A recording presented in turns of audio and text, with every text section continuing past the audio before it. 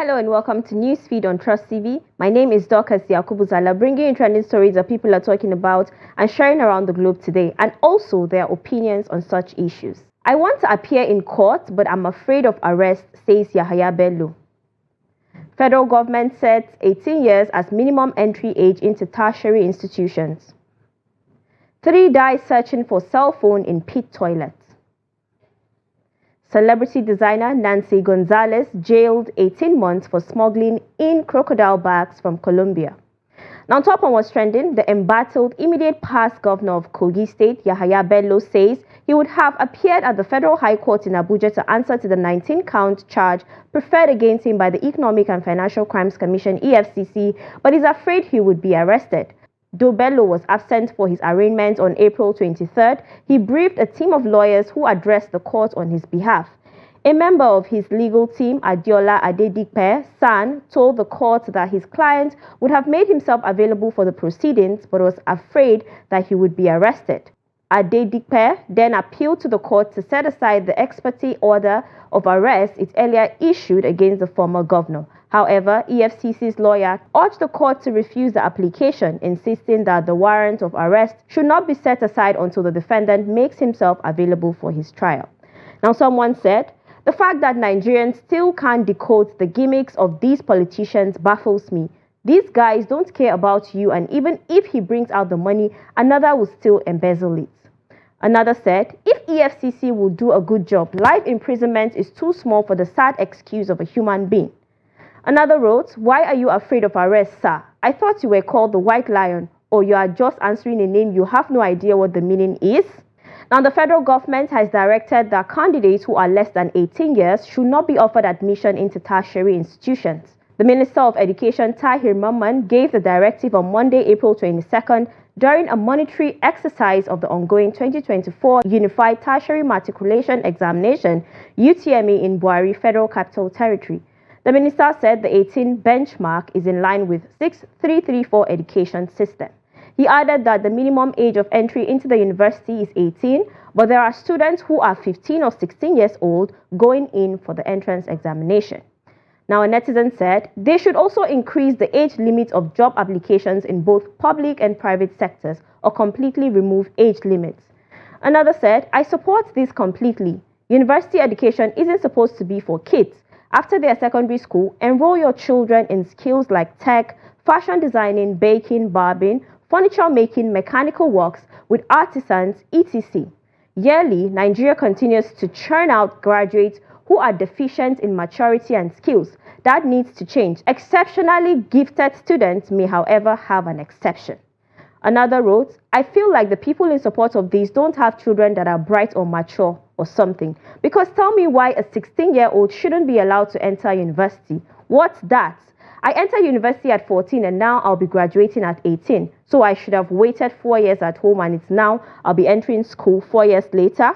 Minister of Finance and Coordinating Minister of the Economy, Wale Edun, has announced that Nigeria has secured a $2.25 billion World Bank loan with a 1% interest rate. Speaking at the annual meetings of the International Monetary Fund, IMF, and World Bank Group on April 20th, Edun disclosed that the loan was approved by the Board of Directors of the World Bank and offers a 40-year term, a 10-year moratorium, and a 1% interest rate.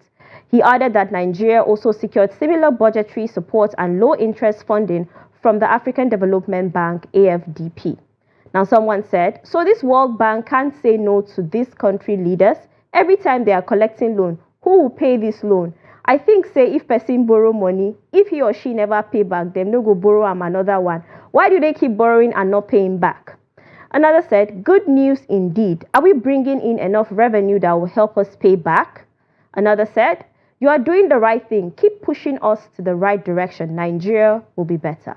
Now, following the recent rebound of the naira against the dollar, the price of a 50-kilogram bag of rice has dropped to an average of 67,000 in Lagos, Abuja, Ogun, and others from about 90,000 naira in February 2024. In communities close to the borders, newsmen gathered that the staple was selling at a much lower rate compared to what was obtained in the cities.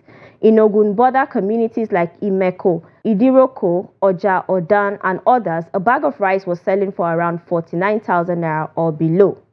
Now, someone said, governments have subjected the people into abject poverty that they now celebrate decrease in rice that is still selling for 67,000, an amount minimum wage can't afford. Another said, the slight depreciation of the naira against the dollar at the official market on Monday, trading at 1,234 naira 49 kobo, reflects ongoing fluctuations in currency exchange rates. Factors such as supply and demand dynamics, economic indicators, and external market conditions influence this movement. Monitoring currency trends and implementing appropriate financial strategies can help mitigate potential risks for businesses and investors. Another said, good news to hear, but the cost of many products still have to come down. The Federal Competition and Consumer Protection Commission has sealed the Chinese supermarket located within the China General Chamber of Commerce in Abuja. The supermarket came under heavy criticism after some Nigerians alleged that the owners barred Nigerians from making purchases in the supermarket. The FCCPC officials stormed the supermarket on April 22nd and interrogated the Nigerian workers at the supermarket. The workers told the FCCPC officials that CCTV footage showed that the owner of the supermarket, a Chinese lady, Cindy Liu B, fled the premises with her family at about 8:26 a.m. The FCCPC officials subsequently shut down the supermarket. Now, a netizen said, it's the way our people think there's nothing wrong with being discriminated against in your own country. Another said, to the guy that made the video and to everyone that lent their voices, thank you, we all made this happen. Another wrote, Omo government they para this period, nice one. Now let's take a short break, and when we come back, you get to know how a missing cell phone led to the tragic death of 3 people. Stay tuned. Welcome back, it's Newsfeed. Now, controversial cross-dresser Idris Okun, also known as Bobrisky, has appealed against the 6 months imprisonment imposed on him by the Federal High Court in Lagos, which convicted him of charges of abuse of naira. In the appeal lodged on his behalf by his lawyer Bimbo Kusanu, Bobrisky wants the Court of Appeal to convert the 6 months imprisonment to 50,000 naira fine on each of the 4 counts he was convicted of. Justice Abimbola Awogboro had on April 12, 2024, sentenced Bobrisky to 6 months imprisonment without an option of fine for abusing the naira by spraying the currency at a party, leading to mutilation. Now, someone said, trust me, Bob don't have the amount they billed her. That's why she's still there. Another said, so she no get money with all that long nails and gold chains and that her expensive kitchen with her 100 million naira dress and bag. Laugh out loud. Another wrote, Omo, make them release the boy, leave the girl. Moving on, the Kano Fire Service on Monday confirmed that a 60-year-old man, Malam Njuma, popularly known as Black, his son Ibrahim, 35, and one Amin Gaye, also 35, lost their lives while attempting to recover a cell phone from a pit toilet at Yergwanda village in Sanyawa local government area of the state. The spokesperson for the Kano Fire Service, Saminu Abdullahi, confirmed the tragedy in a press statement issued on Sunday. However, he noted that one Abba Al-Hassan, 28, was rescued alive from the tragedy. Now, someone said, no quantity of material thing is worth a soul. Another said, lack of wisdom. How could they try such risky acts? Now, students of Lead British School in Abuja have revealed that bullying is a normal occurrence at their school and their teachers are aware, but they do nothing about it. Earlier, Nigerians woke up to shocking videos of students bullying and slapping another student named Namtira Bwala while accusing her of snatching a boy. Other videos of students being bullied at the school have also emerged. Now, students of the school have spoken out. In an interview with Newsmen, the students say they report to their teachers, but nothing is done about it. They added that sometimes their teachers witness these incidents but do not intervene. Take a look. And some teachers were watching them and they didn't do anything. It's literally It doesn't mean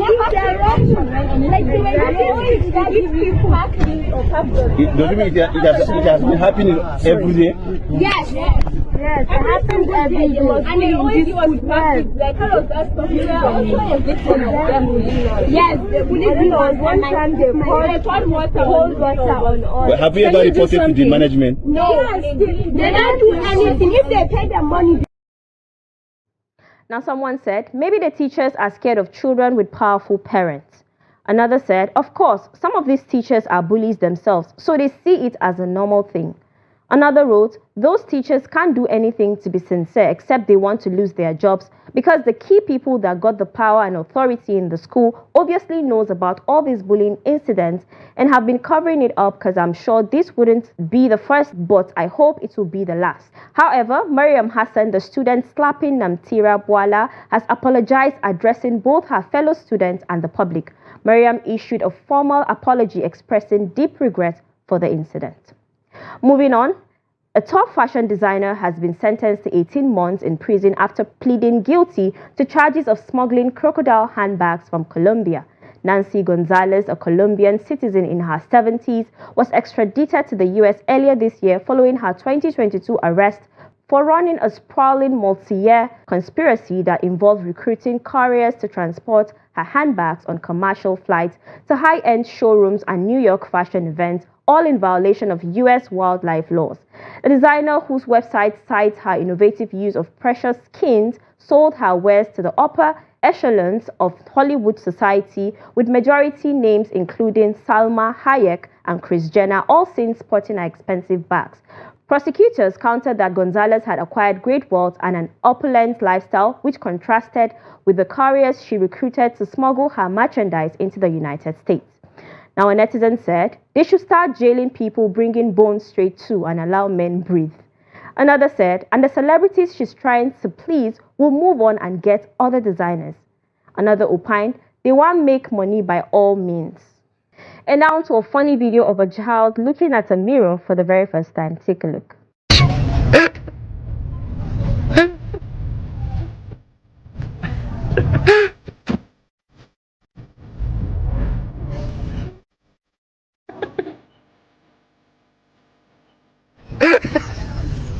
Well, I'm certain this happens to virtually all of us. And that's it. You're up to date with trending stories across the world. Follow us and subscribe to all our social media platforms: Facebook, YouTube, Instagram, and X. Until next time, goodbye.